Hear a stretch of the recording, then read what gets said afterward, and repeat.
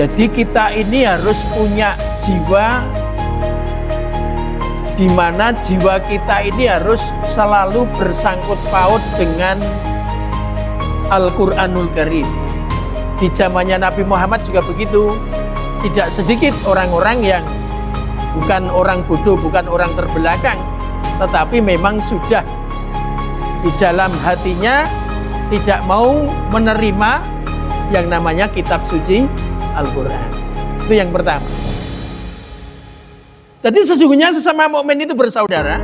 Apabila ada yang ada beda pendapat atau malah dadi neng-nengan, kita harus menjadi orang yang rajin untuk marfu'ke niku mawuhke, membersatukan lagi, menyatukan lagi.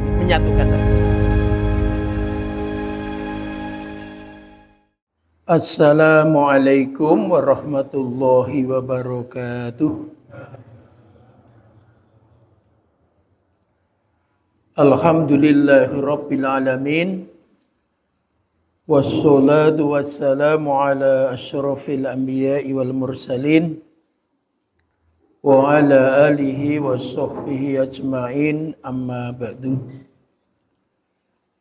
Ibu-ibu, saha bapak-bapak jamaah pengajian Masjid Yusuf Al-Mubarak wonten ing dusun Ngangkrik, Triharjo, Sleman, ingkang kula hormati. Alhamdulillahirabbil alamin, kula lan panjenengan sami saged sareng-sareng pengaosan menjelang berbuka puasa. Mudah-mudahan dengan pengajian nanti bisa menambah keimanan serta ketakwaan. Sholawat serta salam semoga telah tercurah kepada junjungan kita Nabi besar Muhammad sallallahu alaihi wasallam yang besok akan kita mohonkan syafaatnya, dan dengan syafaat beliau insya Allah dosa-dosa kita diampuni, amalan kita diterima, dan kita dimasukkan ke dalam surganya Allah Subhanahu wa ta'ala. Amin ya rabbal alamin. Indonesia niki mayoritas beragama Islam. Terus menawi kula lan panjenengan sami, kita semua ini berusaha supaya syariat Islam ini menjadi bagian dari kehidupan umat Islam di Indonesia. Ini memang sesuatu yang menggembirakan. Kami membawa ataupun memberikan beberapa istilah. Istilah yang pertama, supaya bisa melekat dalam diri kita, istilahnya namanya jiwa.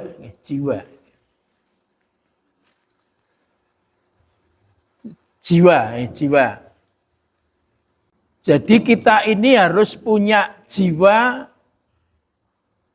di mana jiwa kita ini harus selalu bersangkut paut dengan Al-Quranul Karim. Kenapa jiwa kita ini harus bersangkut paut dengan Al-Quranul Karim? Karena berdasarkan sejarah, orang sepinter apapun ketika tidak mau menerima Al-Quran, maka julukannya menjadi orang yang berjiwa kerdil.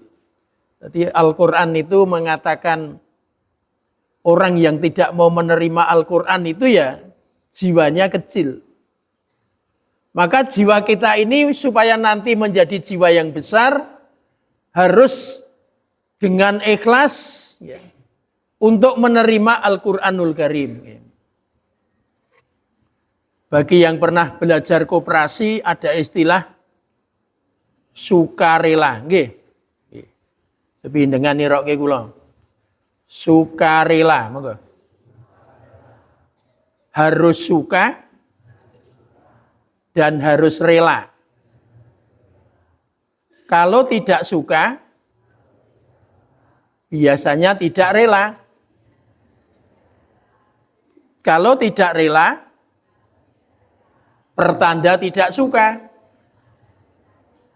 Tetapi bukti suka itu rela, bukti rela itu suka. Nah, pramila kula lan panjenengan sami selaku umat Islam, kita sebagai umat Islam, di dalam jiwa kita ini harus mau menerima Al-Quran, bahkan nanti endingnya kita harus punya semangat untuk mencintai yang namanya Al-Quran. Itu namanya berjiwa besar. Yang namanya orang tidak mau menerima tuntunan Allah itu ya sudah semenjak Nabi Ibrahim. Jadi semenjak Nabi Ibrahim itu juga sudah ada orang-orang yang tidak mau menerima milah Ibrahim. Tidak mau menerima agama Ibrahim. Tidak mau menerima tuntunan Nabi Ibrahim. Bukan orang bodoh ya, bukan orang terbelakang.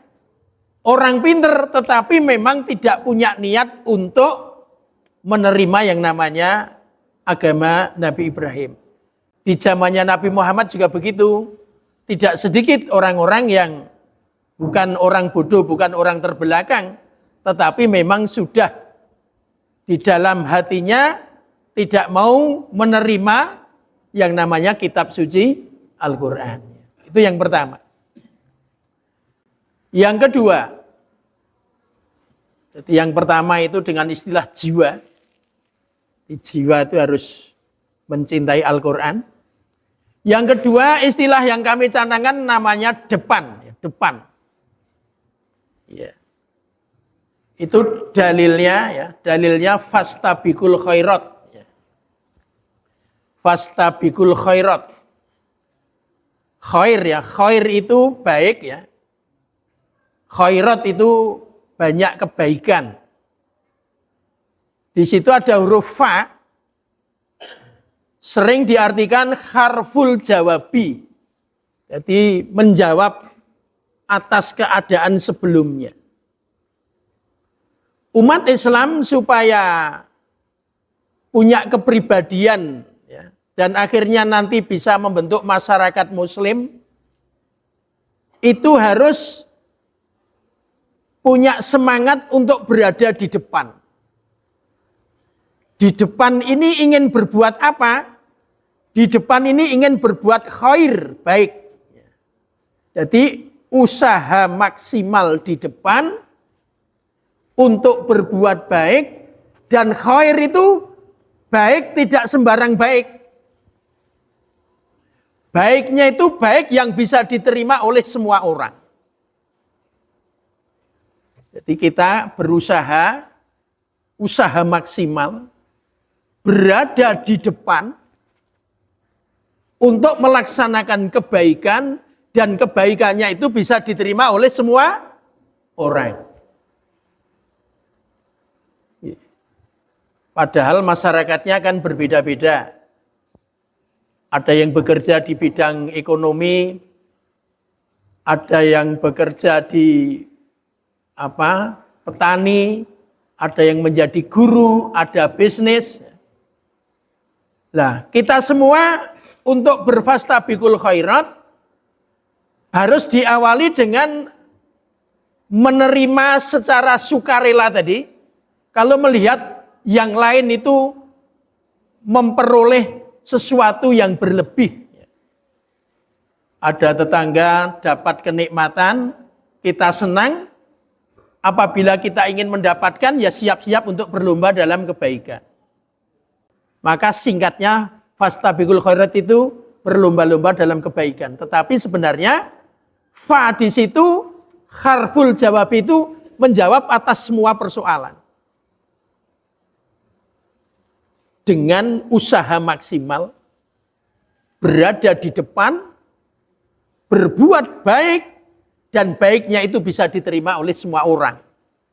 Yang berat itu bisa diterima semua orang. Kalau baik cuma untuk diri sendiri, tapi orang lain banyak yang tidak cocok, lah ini belum fastabikul khairat. Masuk kategori fastabikul khairat, kalau dia berada di depan, berbuat baik, dan semua orang bisa menerima. Itu yang kedua, fastabiqul khairat. Yang ketiga, istilah kami adalah cerah. Nah, jadi biar menjadi ingat, yang pertama tadi adalah jiwa. Yang kedua adalah depan. Yang ketiga adalah apa? Cerah. Umat Islam berusaha mencerahkan di mana-mana. Kulolan panjenengan sami nek kepingin membentuk pribadi muslim yang siap membentuk masyarakat muslim, maka mencerahkannya tidak hanya di masjid. Al-Qur'anul Karim itu difirmankan dening Gusti Allah lewat malaikat Jibril, dipun tampi dening junjungan kita Nabi besar Muhammad sallallahu alaihi wasallam untuk menyelesaikan problem umat, tidak hanya kehidupan di masjid tapi juga kehidupan dalam berkeluarga, bertetangga, berbangsa, bernegara. Al-Qur'an itu. Mula di sini istilahnya cerah. Kulolan panjenengan sami sing wis ketok cerah ning masjid, nggih kita suwun makih medal saking masjid tetap dalam kondisi apa? Cerah. Gitu. Panjenengan ingkang dados pengurus masjid, takmir masjid ya. Alhamdulillah telah dengan sukses menyelenggarakan agenda acara buka bersama, ya. Mencerahkan yang sekarang hadir di masjid. Sesuai dengan kemampuannya masing-masing, karena kadang-kadang juga pengurus itu kekuatannya juga berbeda-beda. Sesuai dengan kekuatannya masing-masing, bisa bersatu padu dalam ketakmiran, dalam rangka juga mencerahkan di luar masjid. Jadi rumah-rumah di sekitar masjid juga kita cerahkan. Masyarakat satu RT, satu RW, satu pedukuhan ngangkrik, mangke ugi kita buat apa? Cerah. Cerah di sini yang dimaksud adalah bahwa Al-Qur'anul Karim yang kita pahami itu bisa menjadikan bahan atau dasar hidup dan kehidupan. Contoh ingkang paling gampil nggih. Allah Subhanahu wa taala menika maha kasih, maha sayang, bahkan maha pengampun. Pramila kula lan panjenengan sami dalam kehidupan bermasyarakat, ya nek ana tanggane sing kleru ora titik-titik jurak, titik-titik napa? Jurak. Wong Gusti Allah mohon apa? Pengampun. Ya awake dhewe kudune ro tangga-tangga ki ya titik-titik ngenehi ngapura. Nek kleru njaluk ngapura, tanggane kleru rung sempat njaluk ngapura, diparingi pangapura. Itu namanya mencerahkan, mencerahkan. Itu yang ketiga. Yang keempat, ya ingkang nganggo sekawan, istilahipun bersih. Yang dimaksud bersih di sini adalah jiwa kita ini harus bersih dari hal-hal yang terkait yang mengotori jiwa. Kalau di majelis ulama, Pak Bu, yang sering dipesankan oleh ulama itu, jangan pernah punya sifat namanya 3x. 3x. Ini diterokke. Intrik monggo.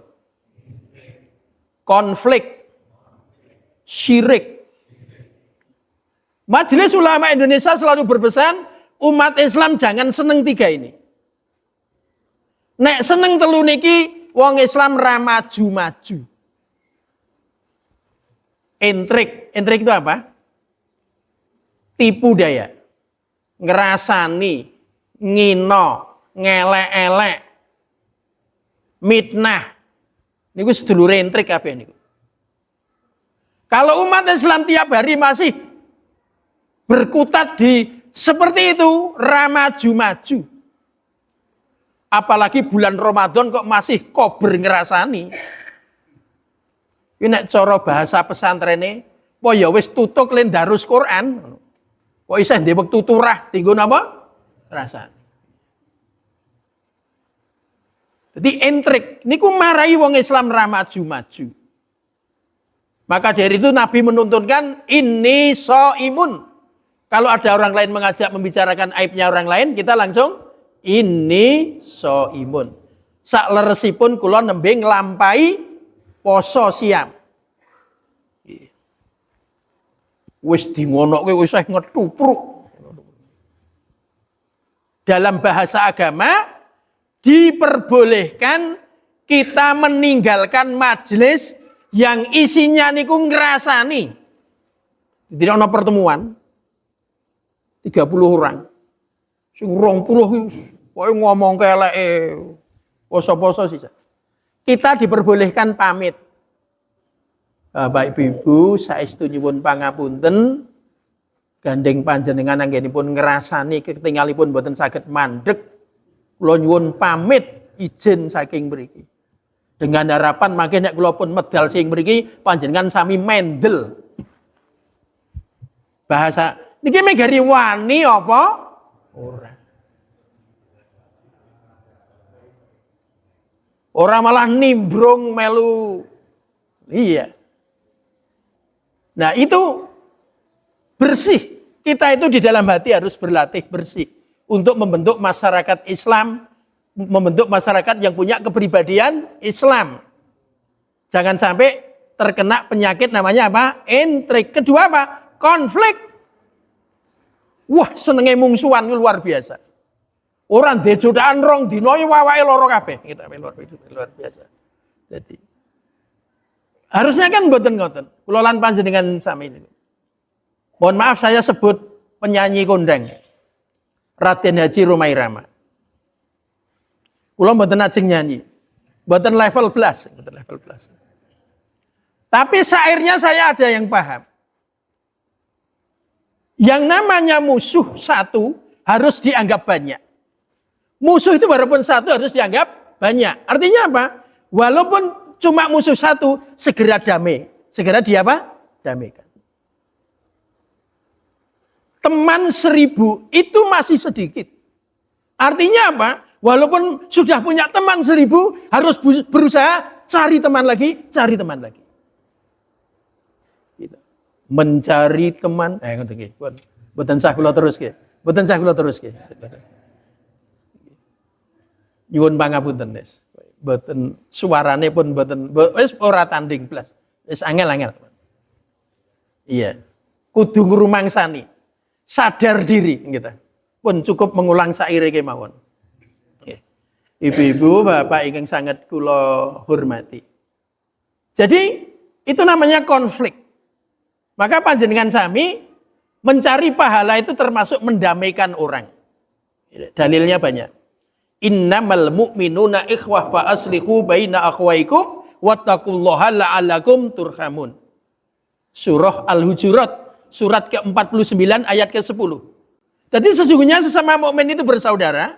Apabila ada yang ada beda pendapat atau malah dadi neng-nengan, kita harus menjadi orang yang rajin untuk marfu'ke niku mawuhke, membersatukan lagi, menyatukan lagi. Nah, orang kalau mudah diwawuhke, mudah didamaikan, Allah berfirman, wattaqullaha. Nek wis iso diwawuhke iki biasanya terus dijak takwa iki gampang. Nek wawuh wae angel, dijak takwa iki angel. Wis ciri niku, Pak. Wong nek seneng mungsuhan, dijak takwa niku angel. Umpama isa ya ora mulus. Mboten apa? Iya. Dalilnya niku pun cetok. Innamal mu'minuna ikhwah. Fa aslihu baina akhwaikum wattaqullaha. Ning nek wis gampang dijak takwa, Allah janji la'allakum turhamun. Akan mendapatkan rahmat dari Allah Subhanahu wa taala. Nek cara Nabi Muhammad dinei dipun paringi kemenangan dening Allah, ndongake donya, ndongake napa? Akhirat. Rahmat dunia, rahmat akhirat niku namung setunggal. Sinten? Nabi Muhammad sallallahu alaihi wasallam. Nggih. Sampun. Wah, 5:30 ya. Ya, kudu Niki penjelasannya terlalu melebar. Berarti untuk berikutnya tidak perlu panjang-panjang. Ingin salajengipun untuk selanjutnya, setelah bersih, kita akan membahas berikutnya apa yang disebut dengan berkearifan.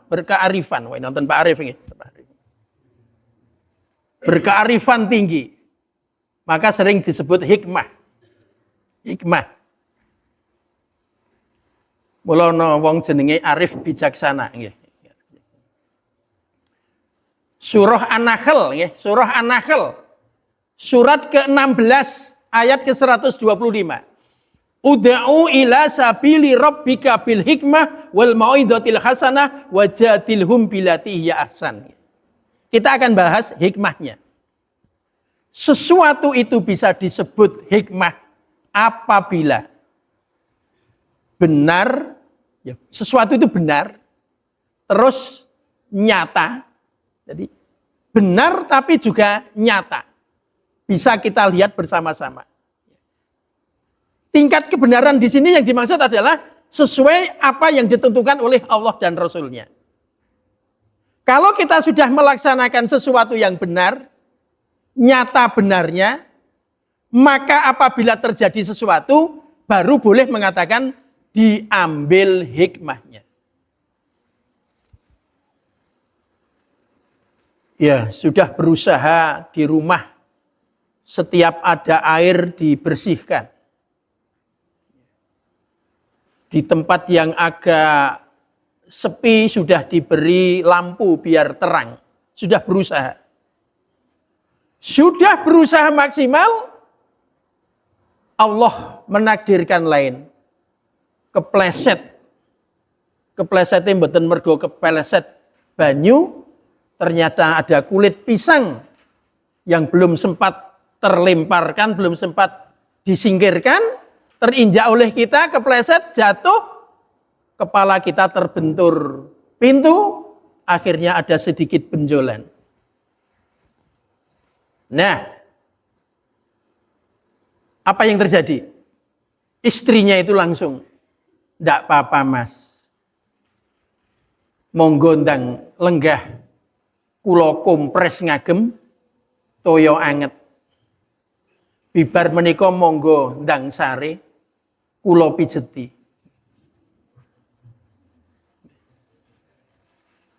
Bapak tadi sudah melaksanakan dengan benar di rumah itu. Tempat yang kelihatannya gelap sudah diberi apa? Lampu. Air-air yang melicinkan sudah dipel. Tetapi memang agak kelupaan. Ada satu kulit apa? Pisang terinjak. Nah, kalau sudah seperti itu maka boleh mengatakan ya dijumuk hikmah. Hikmah apa? Pinjak yo istrine iki wis suwe ra tau mijeti kakunge. Gusti Allah landene le kepengin mendekatkan istri kepada suaminya, kepleset tiba kegaduk pintu. Dampaknya menjadi bagus karena apa? Istrinya menjadi sangat mesra kepada siapa? Suami. Sing wingi wis ngen-ngen arep nesu ra sida? Nesu. Diambil apa? Hikmahnya. Jadi mengambil hikmah itu adalah kita sudah berusaha untuk benar, sudah berusaha untuk melaksanakan sesuatu yang nyata berdasarkan Al-Quran Sunnah, tetapi Allah punya kehendak lain. Itu baru kita mengambil hikmah. Yang tidak boleh nekat berbuat yang tidak sesuai dengan Al-Quran dan Sunnah, terus berusaha mengambil apa? Hikmah itu yang tidak boleh. Nah, kulolan panjenengan sami, ingat kepada Allah, tentu kemauan sadengah papan sadengah wekdal. Ittaqillaha haitsumma kunta. Kita bertakwa kepada Allah itu ya di segala tempat, di segala waktu. Pramila, para ibu, para bapak ingin sangat kula hormati, kulolan panjenengan sami berusaha supaya menjadi orang yang punya kepribadian religius, selalu ingat kepada Allah. Karena apa? Kalau orang itu ingat kepada Allah, Allah akan ingat kepada kita.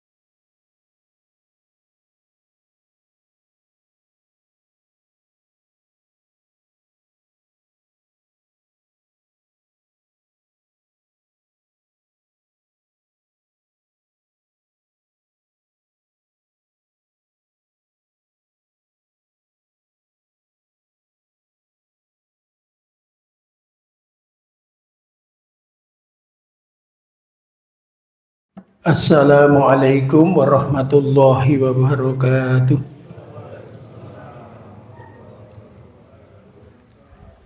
Alhamdulillahi rabbil alamin. Wassalatu wassalamu ala asyrafil anbiya'i wal mursalin wa ala alihi wa sahbihi ajma'in, amma ba'du. Bapak beserta ibu-ibu jamaah Masjid An-Nur Gundang Legi Sariarjo Ngaglik yang kami hormati, alhamdulillahirabbil alamin. Kesempatan pada hari ini kita diberikan kesempatan oleh Allah untuk melaksanakan sholat Isya berjamaah, dilanjutkan tarawih, dan ada sedikit kajian. Kami diberi judul atau tema oleh panitia, manfaat atau hikmah mengingat mati. Tadi mengingat mati. Yang pertama, orang yang ingat mati itu akan gemar atau semangat atau punya kesediaan untuk bertobat. Dan bertobat itu memang diperintahkan oleh Allah. Ya ayyuhalladzina amanu tubu ilallahi taubatan nasuha. Jadi memang Allah memerintahkan pada kita, bahkan pakai kata-kata ya ayyuhalladzina amanu.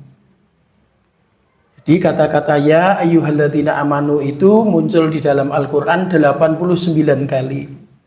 Di dalam surah Al-Baqarah 11 kali.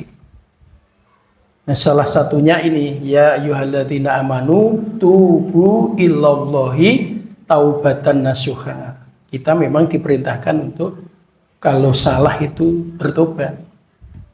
Nah, orang yang punya semangat segera tobat itu lebih mudah untuk segera tobat. Semangat tobat itu kalau kita ingat mati gitu. Itu yang pertama. Yang kedua,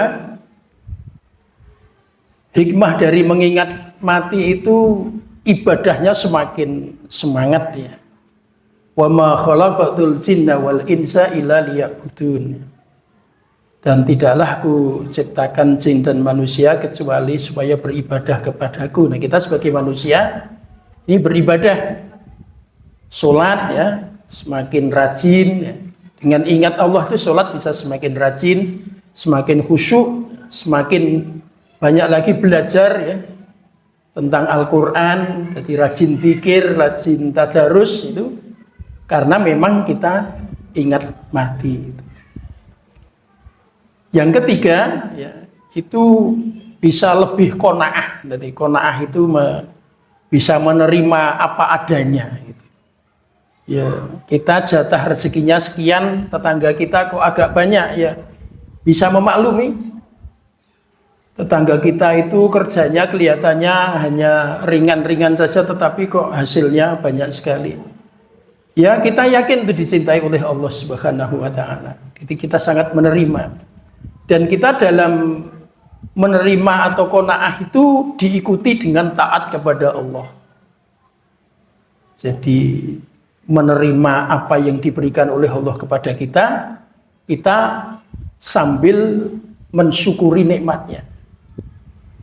Wa id ta'adzana rabbukum la in syakartum la azidannakum wa la in kafartum inna adzabi lasyadid. Kita yakin kalau kita diberi nikmat tidak bersyukur itu ya dapat azab.